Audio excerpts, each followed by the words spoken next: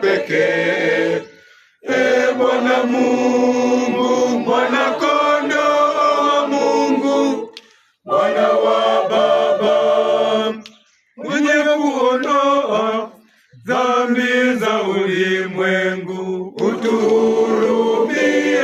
Ewe mwenye kuondoa dhambi za ulimwengu, pokea ombi letu. Wenye kuketi kuume kwa Baba, utuhurumie, utuhurumie, kwa kuwa niwe uliye peke yako mtakatifu, peke yako Bwana, peke yako uliye juu kabisa, Yesu Kristo, pamoja na Roho Mtakatifu, katika utukufu wa Mungu Baba.